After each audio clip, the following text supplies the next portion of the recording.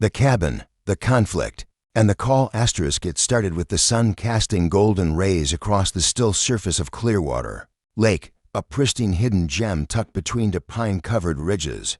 My name is Jordan Marshall, a software developer by profession, but at heart, I'm just a guy who fell in love with solitude and silence. After surviving burnout from a brutal corporate lifestyle and losing both my parents in the same year, I decided I needed an escape. So I bought something no one expected, a cabin. But not just any cabin, a private, off-the-grid Lakeview cabin nestled deep in the Sierra, Nevada's. It came with something else. A surprise I didn't realize until much later. I wasn't just buying a house with a view. I was buying the entire mountain it stood on. It was a complicated inheritance deal involving mineral rights, old logging paths, and legal loopholes. Long story short, an elderly recluse named Walter had passed away, and his estranged family wanted to get rid of the land quickly and quietly. I swooped in with the cash, and suddenly, I was the owner of over 600 acres of pristine mountain wilderness, complete with the cabin, a private lake dock, and decades of isolation. There was no HOA, no restrictions, just trees, trails, and tranquility. At least, that's what I thought. Until Karen showed up. The Ereval first time I saw her, I mistook her for a lost hiker. I had just finished splitting firewood outside when I heard a vehicle grinding up the narrow gravel path, a path that should have been private. My eyebrows were upon. No one but me and the occasional deer ventured this far. A shiny, spotless white SUV rolled into my clearing like it owned the place. Out stepped a woman in her late 50s, short blonde bob, enormous sunglasses, pastel pink, jogging suit, and heels that didn't belong anywhere near dirt. She held a clipboard in one hand and a walkie-talkie in the other, like she was on a military operation. "Excuse me, sir," she barked, not even bothering to introduce herself. "You're trespassing on HOA-monitored property." I blinked. "I'm sorry, what?" I said, wiping sweat from my brow. "This area is governed by the Lakewood Pines Homeowners Association," she said, marching toward me like a traffic cop. "I've received multiple reports of an unauthorized structure being occupied. You'll need to vacate immediately." I stared at her, then slowly turned to look at my cabin. A perfectly legal, decades-old wooden structure that had stood longer than Lakewood Pines had probably existed. "I think you've got the wrong place," I said, trying to stay calm, but her eyes narrowed, and she raised the clipboard like it was the final word of law. "Not according to our updated boundary records. This land falls within our jurisdiction now, and as president of the HOA, I have full authority to enforce community standards." That's when I knew I was dealing with a full-blown Karen. Paper, walls, and power place Karen. It turned out wasn't just any HOA president. She was the Karen, the kind of person who runs her neighborhood like a dictatorship, measuring grass blades, counting driveway cracks, and issuing fines like she's running a small nation. Her husband, I later learned, had moved out 3 years ago and left her with too much time and zero checks on her delusions of power. Apparently, Lakewood Pines was a brand new development built 3 miles east of my mountain's edge. It had rows of identical houses, fake ponds, plastic fences, and, according to Karen, a vision of unity and harmony. Somehow, she'd gotten it into her head that my mountain was part of her jurisdiction, maybe because of an old forestry access road that ran from her subdivision and crossed onto my land. That road had been used for logging in the 70s and was legally defunct. But Karen didn't care about facts. She cared about control. She tried everything. She claimed the noise from my chainsaw violated decibel ordinances. She said my solar panels were unsightly. She even claimed my dock was an unapproved lakefront modification. Each complaint was more absurd than the last. I told her, politely at first, that this land was private, not whole land, not community property. I showed her the deed and topographic maps, clearly marking the boundary lines. I even invited her to bring a surveyor. She refused. "We don't need a surveyor. I trust my instincts," she said, "and my authority." The day she called 911, weeks passed. I thought maybe she had moved on. Then one Saturday morning, I walked outside to find for sheriff's deputies, to park rangers. and Karen all waiting near my front steps. Her SUV was parked sideways, blocking the driveway like a barricade. She had both hands on her hips, grinning like a cat who caught a mouse. "Mr. Marshall," said one of the deputies, "we received a call about a trespasser refusing to leave community land." I sighed that Karen was holding up her phone, proudly, showing them drone footage she'd apparently taken from a drone illegally flown over my private property. She claimed I was living in a structure that violated housing codes, and that I had been warned multiple times to vacate. She looked at me smugly, waiting for me to panic. Instead, I walked inside, grabbed a thick manila folder, and returned. Inside was every document: title, mineral rights, boundary survey, zoning clearance, and even a signed affidavit from the county land office. One of the deputies reviewed the documents and frowned. "Ma'am," he said slowly, turning to Karen, "this gentleman owns this entire ridge. It's not part of Lakewood Pines. It's private land." Karen's smile faltered. "That's impossible," she said, stepping forward. "I spoke to the county assessor. This land was up for rezoning." The deputy shook his head. "That might have been proposed, but it never went through, and his ownership goes back years. You don't have authority here." Karen's eyes darted around. She started talking faster. But the trees, the trails. "He's affecting our ecosystem. Mum," one of the park rangers cut in. "You're trespassing right now. You need to leave." My line in the sand that was the day I drew the line. I erected a timber post fence at the foot of the logging road, with clear signage, private property, no trespassing. I added cameras, motion sensors, and a weatherproof box that held a laminated copy of the deed, just in case she tried sending more people up the trail. But I wasn't done, because I just learned something explosive. A week earlier, I had hired a land use attorney to quietly investigate Karen's claims. What he discovered made my jaw drop. Lakewood Pines had illegally expanded a community trail into part of my land, a section that now included a scenic overlook used for picnics and neighborhood events. I owned that overlook. They'd built on my property without permission. Karen had no idea that by calling the sheriff on me, she'd just exposed her HOA's own massive violation. Now, the balance had shifted, and I was ready to fight back. The scenic overlook where he didn't sleep much the night after the sheriff told Karen to pack up her clipboard and go home. Not because I was afraid of her, but because I knew deep in my gut that this wasn't over. People like Karen don't back down when they're proven wrong. They double down. And I had just handed her a public embarrassment in front of law enforcement. Her pride would not let that go unanswered. So I sat at my kitchen table until the early hours of the morning, sipping stale coffee, reviewing old maps, property documents, and everything my land attorney had uncovered.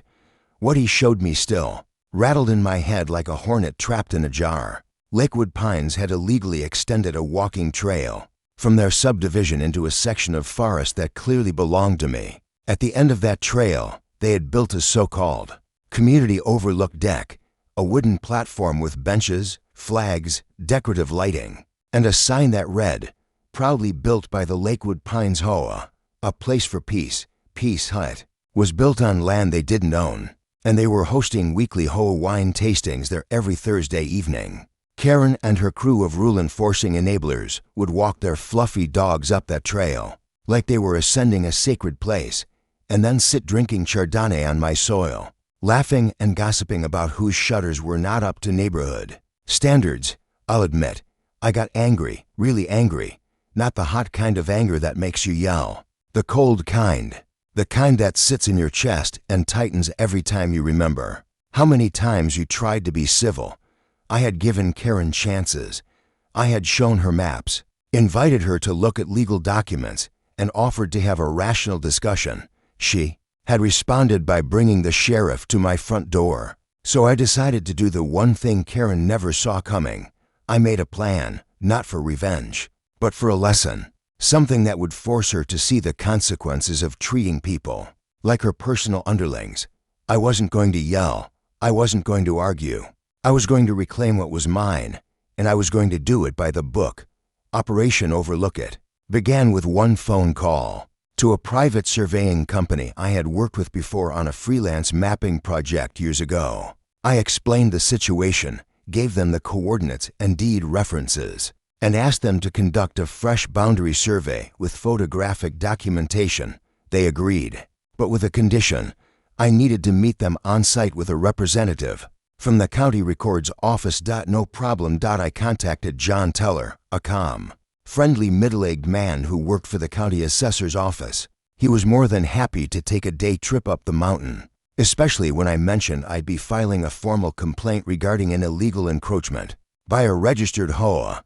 He even brought a junior officer to witness and record the process. Within days, we had the full crew up at the ridge. We walked the trail from the logging road cutoff near the southern ridge, all the way to the overlook platform, marking coordinates, photographing posts, and matching every detail to my original land deed. John confirmed what we already knew: the entire overlook, the final 0.2 miles of the trail, and even part of the decorative light system were all within my private land boundary, by at least 100 feet. The moment we confirmed the data, John turned to me and said with a smirk, "Well, Mr. Marshall, you've got options, and I'd say this one's clear as daylight." I smiled. "Then let's give them a sunrise they won't forget." The cease and desist 3 days later. An official cease and desist letter, complete with coordinates, photographs, survey documents, and zoning code references, was hand-delivered to the Lakewood Pines HOA office. It was addressed to Karen Whitman, president. It informed them that they had 10 business days to dismantle and remove all man-made structures from the illegally occupied area or face a lawsuit for trespassing, land theft, and damages. The letter also included an offer.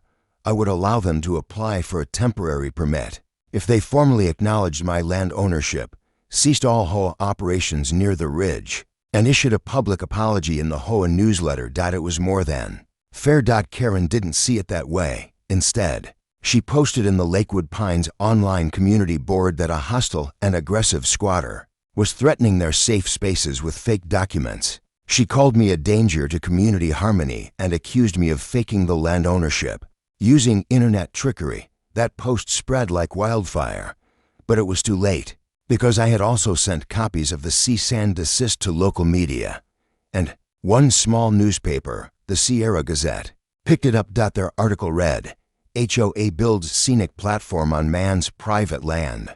Owner issues legal ultimatum." The comments section exploded. It went viral in a matter of days, especially on local Facebook groups. Suddenly, Karen wasn't just the ruler of a cul-de-sac. She was trending as the woman who tried to annex a mountain. The fence heard round the mountain while the legal team was preparing follow-up documents. I decided to take one symbolic action of my own. I went back to the overlook, alone, early one morning before sunrise. I brought a toolbox, pre-cut timber posts, and a custom-built sign. As the sun began to rise over the lake, casting a golden glow on the mountain air, I built a split-rail fence around the scenic overlook, right along the legal property line. It was beautiful, solid, rustic, and perfectly within my rights. Then I planted the sign. It read, "Private land. Unauthorized access is trespassing. Respect boundaries or be removed." Later that afternoon, I got word that Karen had driven up with 3 other board members to confront the invader, but by the time she got there, I had already left. All she found was the fence and the media waiting at the trailhead, snapping pictures. The HOA filed a desperate emergency complaint with the county, claiming I had vandalized their property. The county responded by sending a fine notice to them, stating that they were in violation and had 30 days to remove the structure or face penalties. Karen stopped posting after that. But the damage was done to her reputation and her pride. A guest of great importance. A few days later, I received a knock on my cabin door. It wasn't law enforcement or angry HOA board members. It was a man in a dark vest with an official patch, a state inspector from the Department of Land Management. He had come up because someone, Karen, obviously had filed an environmental hazard complaint about my property. The claim was that my use of solar panels and composting systems was damaging native soil integrity. I invited him in for tea. By the time he left, not only had he confirmed that I was following every sustainability guideline possible, he actually asked if he could bring students from a local university's environmental sciences program to visit for a case study on modern off-grid living. I agreed, and that's how the next week, when Karen tried to trespass again, this time with a so-called private property assessor in tow, she was met with a cabin full of PhD students, cameras, and state officials. She didn't say a word. She just turned around and walked back to her SUV, driving away in silence. The power of paper and patience wasn't flashy. It wasn't violent, but I had done what Karen never expected. I beat her at her own game, using the very tools she tried to wield against me. Where she had barked orders and twisted HOA policies, I used land law, property maps, and documented truth. Where she had relied on intimidation and manipulation, I relied on calm, relentless patience and stone-cold evidence. And it worked. Karen never returned after that day. Word spread throughout Lakewood Pines that she had been asked to step down from her position as HOA president. Rumor had it that the board had voted her out to avoid any more legal backlash. I even heard that the scenic overlook had been dismantled piece by piece and the trail rerouted away from my land entirely. But the best part, that peaceful silence I had longed for when I first bought this mountain, it finally returned. No more drones, no more SUVs, no more clipboard crusaders telling me how to live. Just wind through the pines, water lapping against the dock, and the long, quiet reminder that some battles aren't won with fists or fury, but with quiet strength, unshakable boundaries, and the refusal to be moved by anyone else's false authority. The mountain man's deed and the HOA's desperation fallout from the Overlook fiasco had shaken the entire Lakewood Pines HOA to its foundation. Karen had gone quiet. The trail was closed off with yellow tape, and the so-called community deck had been torn down like it never existed. But I knew, from years of experience dealing with stubborn egos, that people like Karen didn't vanish into the fog just because they lost a round. No, this was the kind of woman who would regroup, find another angle, and strike again. And sure enough, she did. But by the time she tried her next move, I had already reinforced every inch of my defense, not just physically around the property, but legally and strategically. This mountain wasn't just my retreat anymore. It had become my line in the sand, my stand against power-hungry rule enforcers who believed they could extend their control by sheer force of will. What Karen didn't understand, and never would, was that I wasn't some hermit hiding in the woods. I was a man who had lived through loss, climbed back up from the ashes, and found something more valuable than money, peace, and I would fight for it with everything I had. What happened next wasn't just a petty conflict. It was a war of wills, and Karen was about to learn the hard way that you don't challenge someone who's already sacrificed everything and rebuilt themselves from nothing. The petition and the proxy war about 2 weeks after the trail was dismantled and my sign had become somewhat of a local photo spot. I received a curious email from the Lake County Zoning Commission. It was a formal notice of hearing. Someone had filed a petition to rezone the entire eastern slope of the mountain as a shared recreational buffer zone for the community of Lakewood Pines. I stared at the screen for a full minute, trying to comprehend what I was reading. This wasn't a joke. Someone, no doubt Karen or her cronies, was attempting to get the county to reclassify part of my mountain as public utility land. If approved, it would technically mean my private forest could be open for limited community access. And worse, I could be forced to provide trail access again. The audacity was breathtaking. She was trying to use bureaucracy to do what she failed to do with intimidation. It was a quiet, slow, poisonous tactic, buried in paperwork and signatures. I looked through the petition details. It was full of manipulative language, green space integration, community mental health, lake access for underprivileged residents, and even one section citing the potential for eco-tourism. And right there, at the bottom of the form, signed in looping, self-important cursive, Karen Whitman, Community Liaison, Lakewood Pines HOA. She had launched an entire proxy war, and this time, She wasn't coming at me with drones or deputies. She was trying to use the system, quietly, sneakily, behind my back.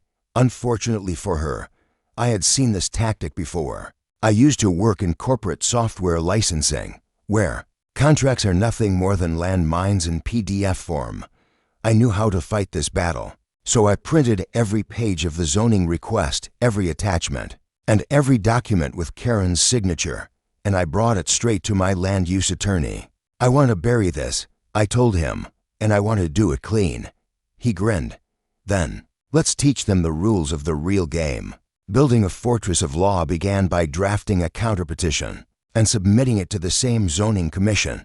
Ours was simple, direct, and devastatingly thorough. It included full documentation of my land ownership, complete with GPS coordinates, maps, and previous survey results. Environmental impact reports showing the damage caused by HOA's previous unauthorized trail use. Photos and receipts, proving they constructed structures on my land without permits or permission. Statements from both the Department of Land Management and the State Environmental Board verifying that I was compliant, off-grid, and using the land responsibly. Then we added the heavy punch, a formal request for damages tied to the unauthorized use of my land, including an estimate of financial harm caused by potential liability had someone been injured on the illegally built platform. We didn't stop there. I created a public informational campaign. I didn't attack Karen directly. That's where many people slip. Instead, I told my story. A man who left the chaos of modern life, invested everything into a peaceful mountain retreat, and found himself under attack by an overreaching HOA that didn't respect boundaries, literal or personal. I shared photos of the forest. I posted drone footage of the cabin nestled beneath pine trees, surrounded by trails I had personally restored. I showed the old deeds, my family's connection to the land, and even video clips of the university students studying sustainability on site. The post went viral again, and this time, the story was bigger. Media, mountains, and Momentuma local radio station reached out, then a podcast. Then a TV crew from a regional affiliate asked to do a segment called The Man Who Owns a Mountain. They filmed me walking the trails, explaining the history of the ridge, talking about how the land had been passed down, lost, reclaimed, and how now, after all that, an HOA from down the road was trying to take it away one zoning request at a time. The story wasn't just about me anymore. It became a symbol, a battle between personal freedom and institutional overreach. People from across the state, even other states, started commenting, messaging, emailing. Many of them had their own HOA horror stories. They rallied behind me not because of who I was, but because of what this fight represented. Karen, on the other hand, found herself suddenly isolated.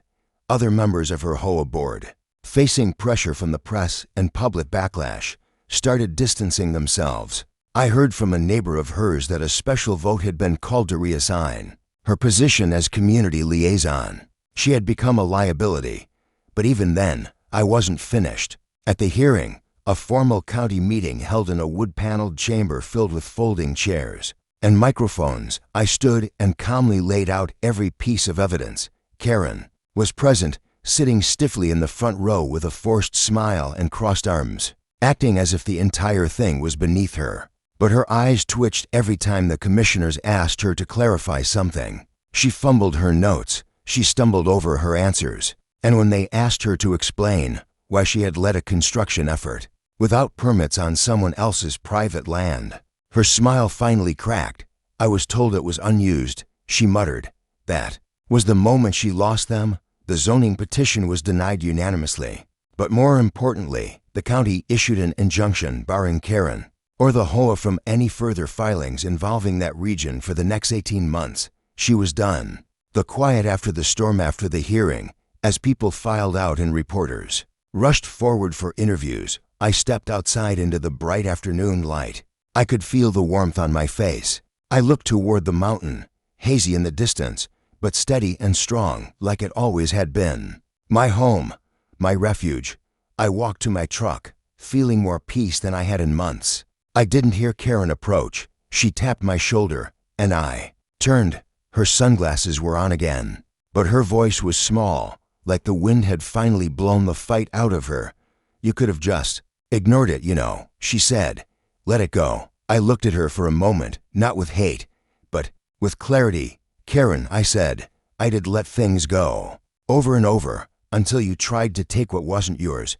I didn't start this, but I finished it." She didn't reply, just stood there, lips tight, arms folded. Then she walked away. Maybe for good this time, the mountain's message life. On the mountain returned to normal, slowly, like spring thawing into summer. I ray-stained the dock, cleared some new trails, even started work on a small greenhouse near the cabin. Visitors still came now and then, students, researchers, and the occasional curious journalist, but they always respected the space. They knew the story, and they knew the rules. As for me, I found something deeper in all this. Peace isn't just the absence of noise or neighbors. It's the ability to stand in the eye of a storm and know you're rooted, that your truth is backed by more than anger. It's backed by evidence, purpose, and unshakable resolve. This mountain had tested me. Karen had tested me. The system had tried to bury me under bureaucracy and pressure. But in the end, I stood, and I'll keep standing, because this land isn't just where I live, it's who I am. The hidden deed, the forgotten road, and HOA Karen's last stand. The mountain had settled back into silence. The skies were clear. The sun dipped golden into the trees by afternoon, and the crisp air that swept through my cabin windows brought with it the clean scent of pine and rain. I could finally breathe. It had taken months of legal battles, relentless patience, and an unexpected viral spotlight, but the HOA had backed down. Karen had vanished from the scene like morning mist. No more confrontations, no more petitions, no more entitled marches up my gravel drive. But peace, as I learned the hard way, is never a permanent state. It is something you constantly protect, not through brute force, but by staying alert. When people like Karen feel cornered, they don't always retreat. Sometimes they dig deeper. They whisper in shadows, and sure enough, just as I began, letting my guard down, another storm began brewing, not with a lawsuit, or a sheriff's visit, or a drone, but with something far more cunning. It all began with an envelope, not from the county, not from a lawyer, from a company I'd never heard of, Mason Creek Property Consultants. The letter inside was cold, clinical, and unnervingly confident. It stated that their client had recently acquired historical access rights to a road that cut through the lower eastern edge of my mountain, and that their intention was to re-establish public right-of-way to allow emergency utility access and shared-use recreation routes. The language was carefully crafted, deliberately vague, and laced with legalese designed to intimidate. My gut churned as I read the final paragraph. "If we do not receive a response within 14 business days, we will consider this matter unopposed and proceed with the development of easement markers and trail access lines." That line made it clear. This wasn't a question. This was a declaration. And I had a sinking suspicion who was behind it. Karen wasn't just gone. She had gone covert. The forgotten road, the eastern slope of my property, had always been a rugged, seldom used portion of land, thick with undergrowth, broken boulders, and old fallen trees. It was inaccessible to vehicles and barely usable for hikers unless you knew where to look. But apparently, deep in old land records, a logging trail from the 1940s had once been established there, a crude road used by timber companies to haul down lumber. Before the area was sold, divided, and forgotten, I remembered my attorney mentioning it months ago. At the time, it hadn't seemed relevant. The trail had been inactive for decades, and there was no record of any existing easement. But somehow, Karen or one of her contacts had dug it up and found a way to exploit it, probably through a shell company or a third party to avoid her name appearing on anything official. I drove down to the area in question the next day using my ATV to push through brush and fallen logs. And there it was, faint tire ruts overgrown with moss and weeds, marking the ghost of a road that once was. Wooden stakes had been placed along the path in neat, numbered intervals, each with a pink ribbon and a fluorescent orange flag. It was real. Someone had been here recently, and they were staking a claim. The lawyer's warning. He took everything to my land use attorney. Pictures, maps, the letter, even one of the flagged stakes. He reviewed it all in silence, then leaned back in his chair with a heavy sigh. This, he said, tapping the letter, is not your average land grab. This is a chess move. Someone's trying to force you into negotiation by creating the appearance of shared access, hoping you'll panic, settle, or agree to a right-of-way. But they don't have legal grounds. Right? I asked. He nodded. Technically, no. The original logging road was abandoned. No easement was recorded. And you've had uncontested ownership for long enough that any implied rights are legally dead. But here's the problem. If they stir up enough confusion, the county might put it into review. That could freeze your development rights, stop any future permits, or worse, open you up to an extended legal battle where you're forced to prove something you already own. So what do we do? He smiled faintly, reached into his drawer, and pulled out a small, dusty folder. We fight this like a landowner, not a tenant, not a resident, like a man who holds the title and defends it. Claim of quiet title. What followed over the next 2 weeks was a deep dive legal campaign, one that stretched into historical land archives, Forestry Service records, and even aerial photographs taken in the 1960s. My attorney filed a quiet title claim, a formal legal request to affirm my exclusive ownership of that portion of the land and permanently erase any implied rights of use from other parties. At the same time, we launched a trespassing complaint against Mason Creek property consultants, citing the physical staking of land and unauthorized entry. It forced the county to issue a stop order on any activity while the matter was under investigation. I didn't stop there. I installed wildlife cameras along the path. I placed laminated legal notices on every flagged stake, clearly referencing the ongoing quiet title action and warning of prosecution. And finally, I began work on a natural barrier wall, using logs, boulders, and earth berms to block any potential access to the old trailhead. If Karen thought she could outmaneuver me with legal loopholes, she was about to learn that I wasn't just defending my home. I was defending a legacy. This land had healed me, rebuilt me. It had become more than property. It was a symbol of resilience, and I would not let it be chipped away by someone who thought laws were mere suggestions. The return of the Queen, of course. Karen couldn't resist making an entrance. Late one Saturday morning, as I was hauling logs to the new barrier site, I heard the crunch of tires on gravel. I turned to see a rental pickup, not her usual SUV, creeping up the old road, its tires grinding against brush and stones. It stopped about 50 feet from where I stood. The door opened, and out stepped the Queen herself. Karen was dressed in hiking boots, a wide-brimmed hat, khaki cargo pants, and I kid you not, a compass on a lanyard. She looked like she was preparing to climb Everest. She raised her phone, clearly filming. "I'm here under advisement of my property consultant," she announced, scanning the area with performative authority. "This is a pre-claimed public access route being re-established for future use." I raised an eyebrow. "Karen," I said evenly, "you're trespassing. This is disputed land." She snapped, "Only in your imagination." She turned off the phone and glared at me. "Why are you so selfish, Jordan? Why are you so afraid to share this land? Don't you understand what it could do for the community?"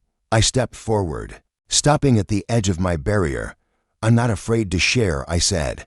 "I'm afraid of what people like you do when they get a foot in the door. You don't stop at access. You take, you control, you rewrite the rules. You've done it with your HOA. You tried to do it with me, but this land isn't yours to shape, and it never will be." Her face twisted. "You can't stop what's coming. There are more ways than one to make someone bend." I looked her in the eyes and said what I had been holding back for far too long. "I've lost everything before, Karen. Parents, home, purpose, and I rebuilt myself from dust. If you think paperwork and threats scare me, you haven't been paying attention. I don't bend. Not anymore." She opened her mouth to speak, but nothing came out. For the first time, she seemed unsure, like she realized, maybe too late, that she wasn't just fighting a cabin owner. She was fighting a man who had nothing left to lose and everything worth defending. She turned, got back in the truck, and drove away without another word, the final blow a month later. The county ruled in my favor.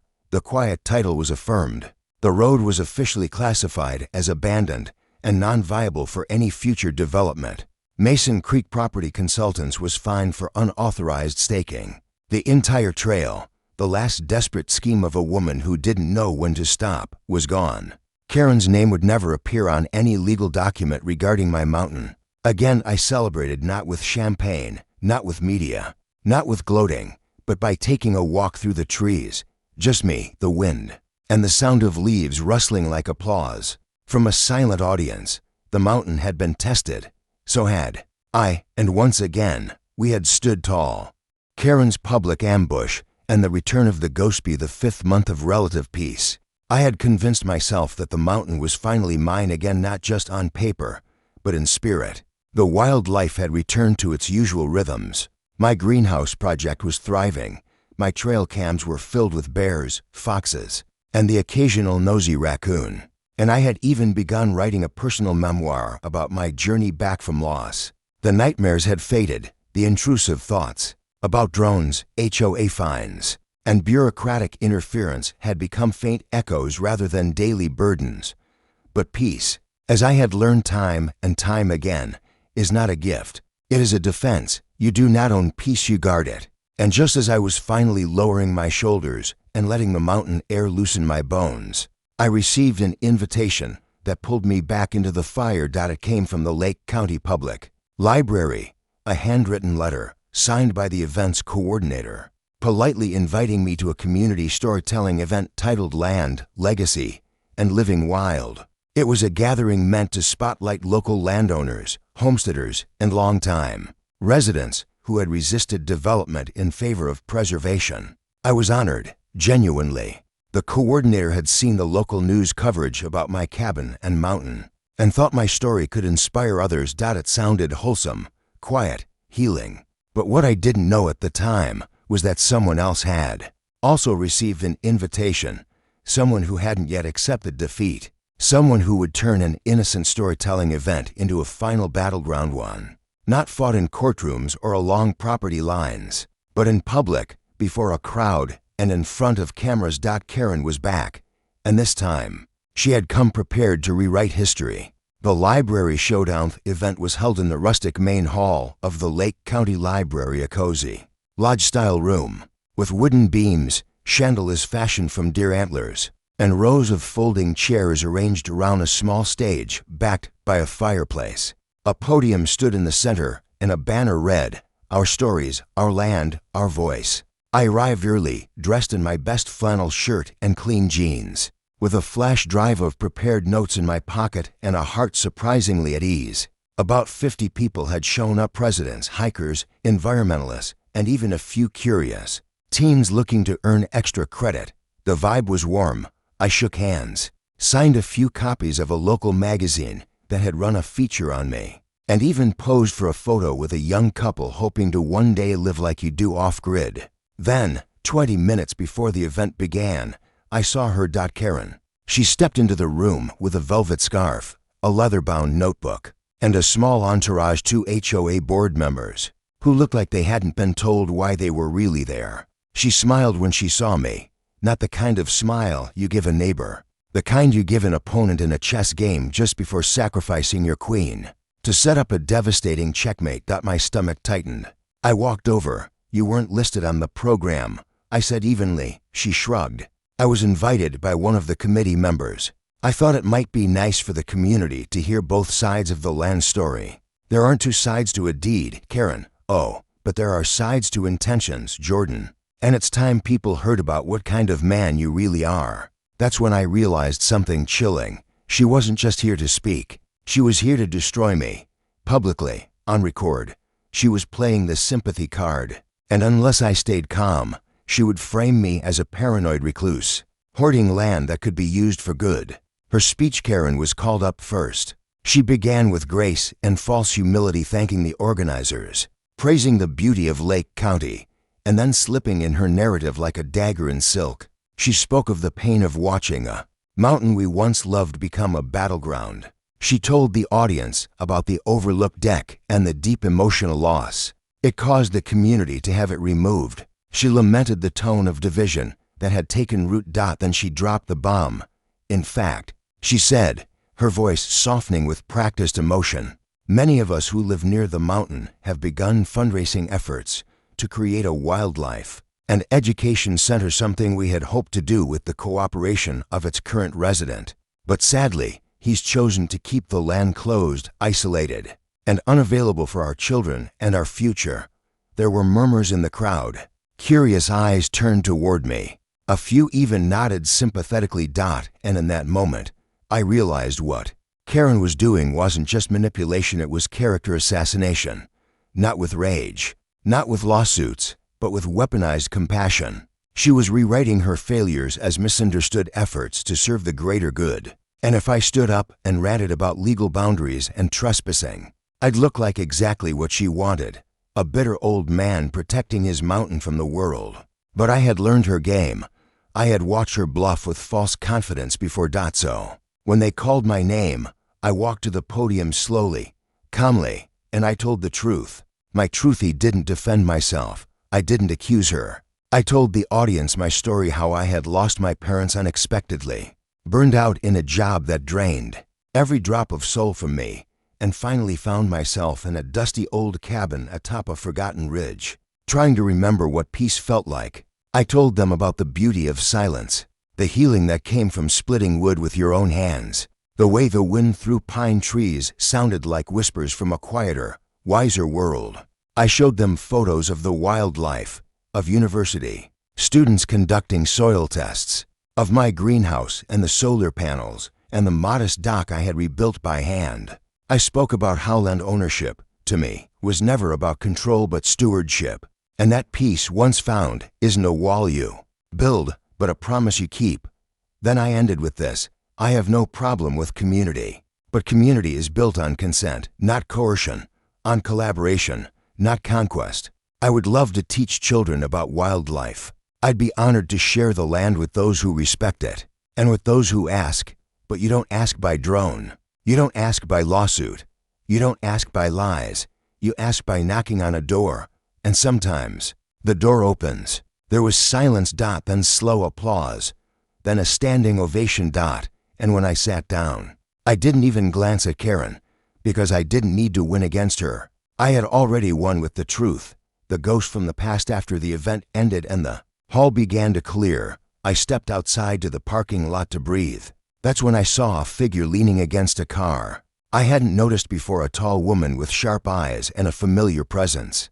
It took me a second to recognize her. "Jenna?"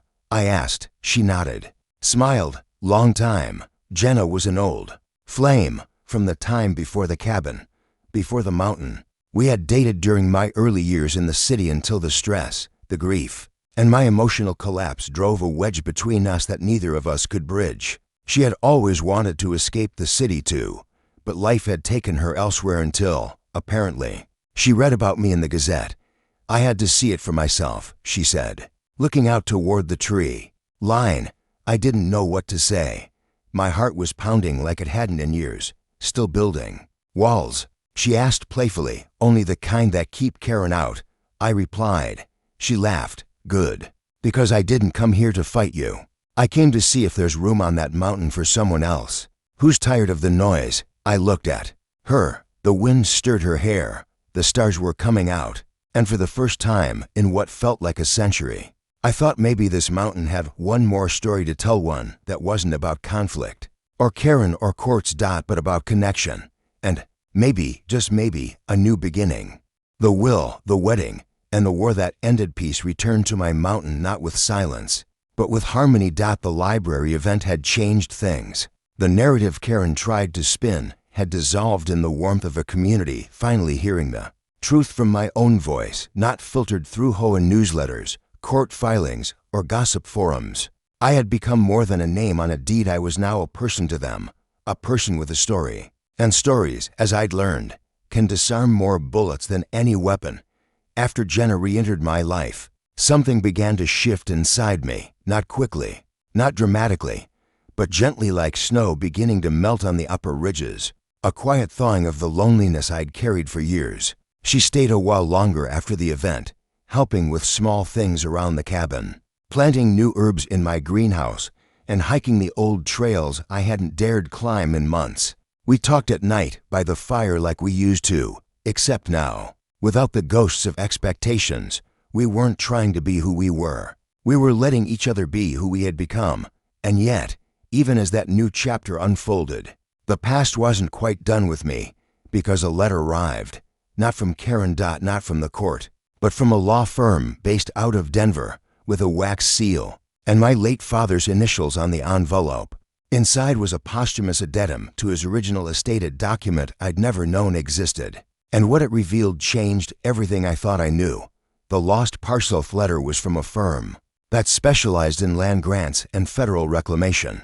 Apparently, after my grandfather passed, there had been a contested ownership dispute over a stretch of forest above my cabin land so remote and jagged it had been left out of county records, and only recently confirmed by satellite surveying. The federal government had relinquished claim to it decades ago, but no one had claimed it until my father quietly did, through a silent application process allowed under a Colorado Land Usage Act from the 1940s.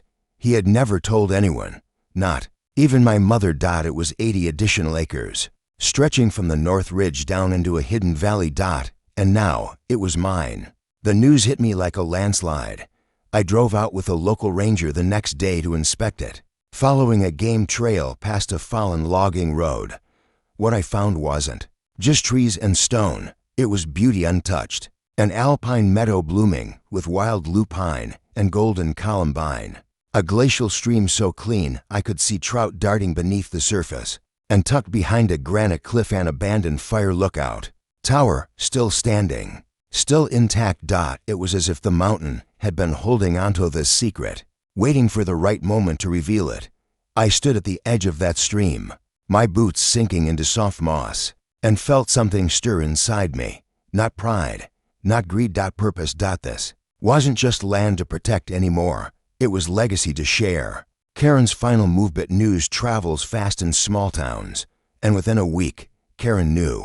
I was hiking back from the new parcel when I heard an engine grinding down the gravel access road. I recognized the growl of her Range Rover before I saw it, and when she stepped out, heels and all, onto the pine needles, I could see she wasn't here for a neighborly chat. She walked up with a man in a gray suit. Her lawyer. "You've expanded," she said coolly, gesturing toward the new property markers.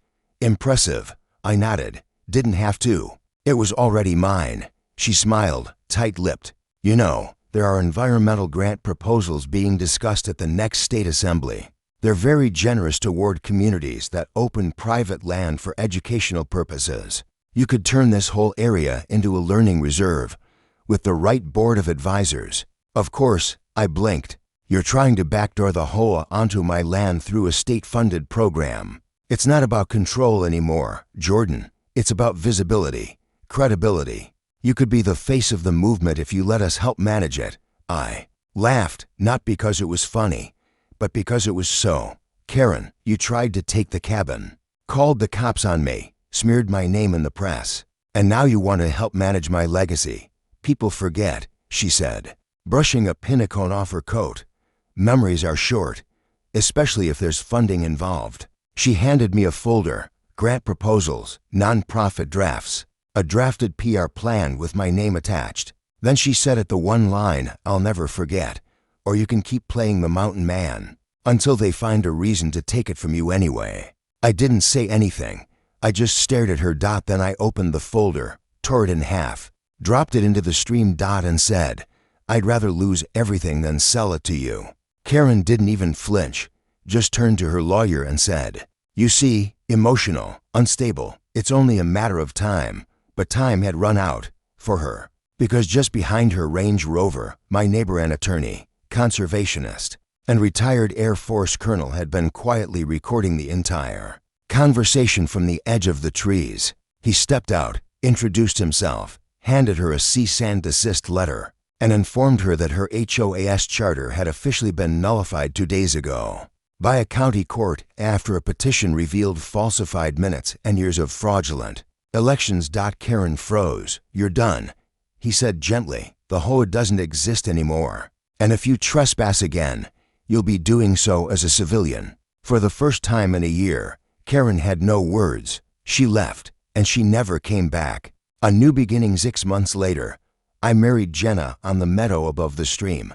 The guests were few, just friends, neighbors, and a handful of hikers who had helped us with the tower restoration project.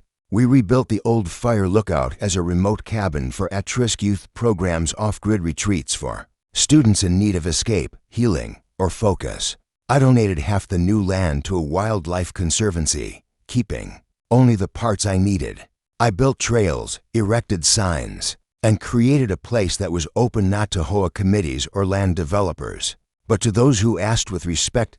We held our wedding under the open sky, and the woman who once cried beside me when I hit rock bottom was now holding my hand as we said our vows on top of a mountain we almost lost to pettiness, greed, and red tape.